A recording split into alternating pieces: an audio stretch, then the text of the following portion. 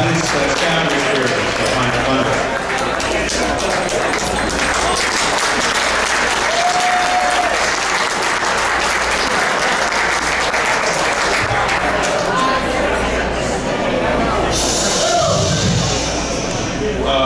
Good evening, ladies and gentlemen. I'd just like to start off with saying, Mr. Gee, thank you for that introduction. As you heard, I'm Cristiano. I'm a 13-year veteran of the Boy Scouts of America. I understand that some of you here tonight are heavily involved in scouting.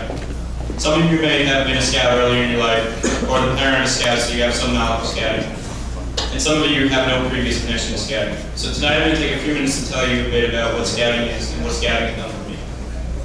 My older brother Vincent had already been a Cub Scout for 3 years, and my dad had been his den leader when I signed up.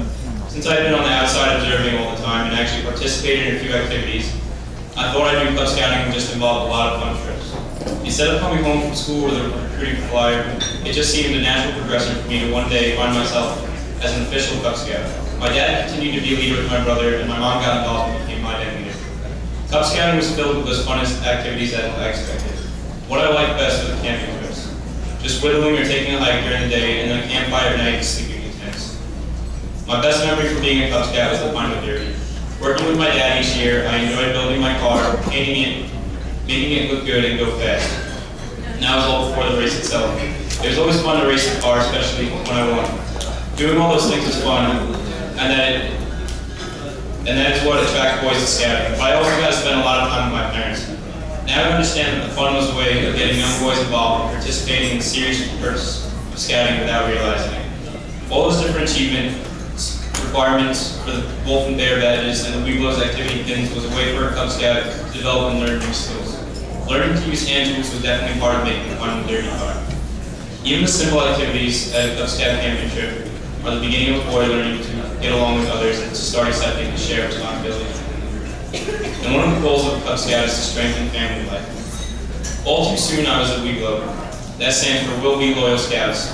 And the beginning of the transition from home and neighborhood Cub Scouting, where the adults make the decisions to avoid that camping activity of Boy Scouting. In Boy Scouting, you learn leadership right from the beginning and get the opportunity to practice it. I was elected patrol leader right from the start, very good at studying and learning experience. Not only did I have to plan and lead activities for the other scouts in my patrol, I was also a member of the troop's Patrol Leaders Council. Together with the other patrol leaders and the senior patrol leader, we developed the overall annual program plan, and then planned the camp outs, outings, and weekly troop meetings that were part of it. Later, I also served at different times as troop quartermaster, assistant senior patrol leader, and junior assistant scoutmaster, all roles with different and expanding leadership responsibilities. As junior assistant scoutmaster, I served as a guide for resource to the senior patrol leader and members of the troop Leaders Council. Now I was passing on some of the leadership lessons I had learned earlier. The best part of scouting for me was camping, and we did a lot of that in Troop 197. Intense, of course, but sometimes in cabins or in lean-tos, in any month of the year. I'll say preparing for a winter camping trip takes a lot more work than for a trip in May. Summer camp was a great experience. My first year at Camp Apahunga, 10-mile river scout camp, I was a little nervous going in. A whole week away was going to be longer than I had ever been gone from home. But we learned a lot from the troop leadership that had been there before, and at the end of the week, I knew I had made the right choice to go. Again, it was a fun aspect of going in, but a troop operating together for a week is a great way to really give the youth leadership some long-term practical practice. Through all of these activities, I was learning many practical skills. How to live comfortably in the outdoors, of course, but new knowledge came from earning a total of 27 merit badges, such as plumbing, electricity, communications, shotgun, rifle shooting. Skills I learned in earning personal management, life-saving, and first aid merit badges are something that will be useful throughout my entire life. Then about 3 years ago, I added to my scouting involvement. Boy Scouts of America have a program called Venturing for high school-age young adults. It's a co-ed, and each venturing crew has a lot of flexibility in designing its own program. Mr. Michael Keller, the music director for my parish, St. Joseph's Catholic Church in Ronkonkoma, knew I was already a Boy Scout, and he knew of my participation in the church choir as well. He invited me to check out Crew 272 at the church. I wasn't too sure about joining, but I found out my friends Kevin and Anna had already signed up, and I was in.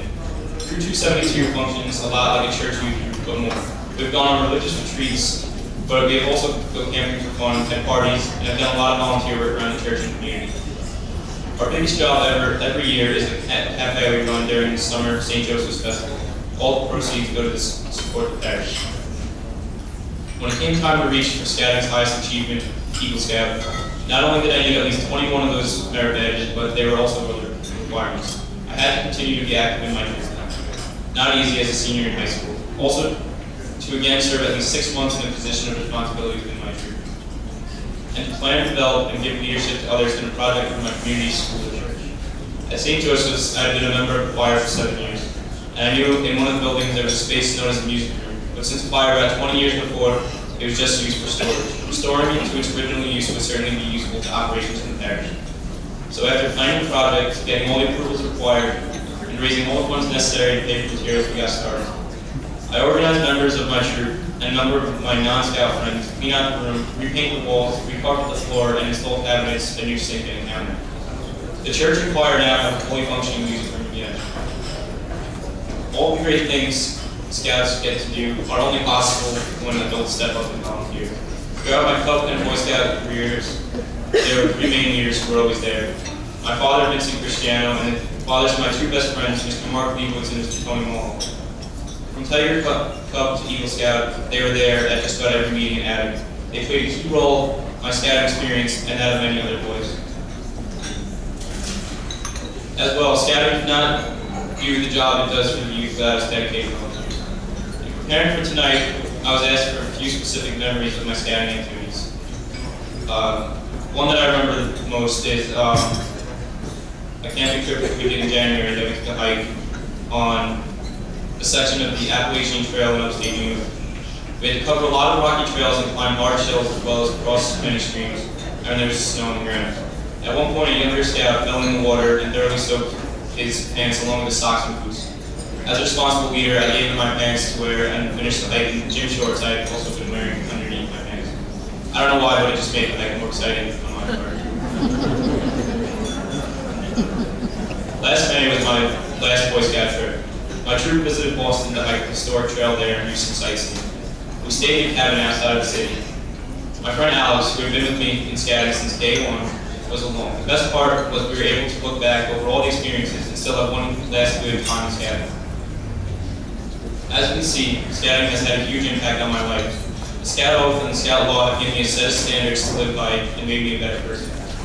Scouting has also helped me to make important decisions in my life and have given me a lot of good opportunities that have affected my life, including the one that caused me to put on the uniform I'm wearing tonight. I first learned about the Naval Academy during an 8th grade school trip. After that, the idea of a service academy was always in my mind, but not necessarily the goal. But as I neared the end of my high school years, I realized I wanted to do something to serve my country as well as protect the rights and freedoms of its citizens. Applying to the Naval Academy was a lengthy and rigorous process. I started the process in my sophomore year of high school by applying to the Naval Academy Summer Seminar. While there, I had the opportunity to take and pass the Candidate Fitness Assessment Test.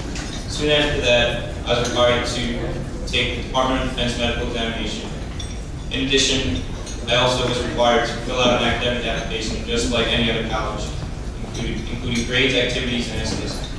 After receiving my acceptance in September of my senior year, I then began the process of interviewing with various Congress members in order to receive congressional nominations to the Academy.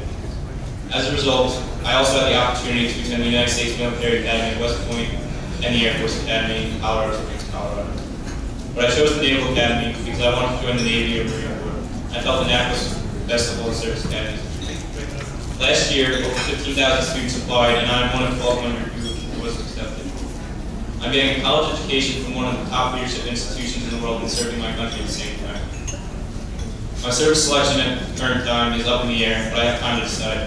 I just know that whichever I choose will be the one I really want to make my career. Without scouting, I would not be who I am or where I am today, with an experience that will last a lifetime. I hope that I've been able to convey to all of you, and particularly those who have not had any previous involvement in scouting, what scouting does for a wood, and why your support and presence here tonight is so important. Scouting began developing the personal character of its members, teaching them to be good citizens and instilling the need for them to be morally and physically fit, long before Mr. Rose first joined the troop in Nashville.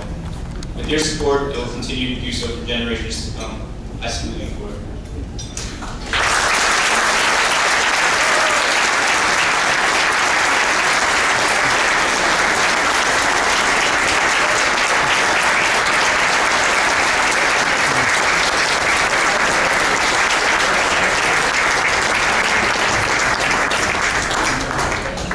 Nice young man. When you worry about the future of the world and then see young leaders like Michael and you old people like us, you know, we're like, all right, maybe we'll turn out okay after all. You've accomplished a lot, Michael, in your young life. Wish you good luck the rest of the way. And of course, you know, Mike, Cristiano, Mr. and Mrs. Cristiano, we have half the team here, and I'm very proud to have him. Why don't you stand up?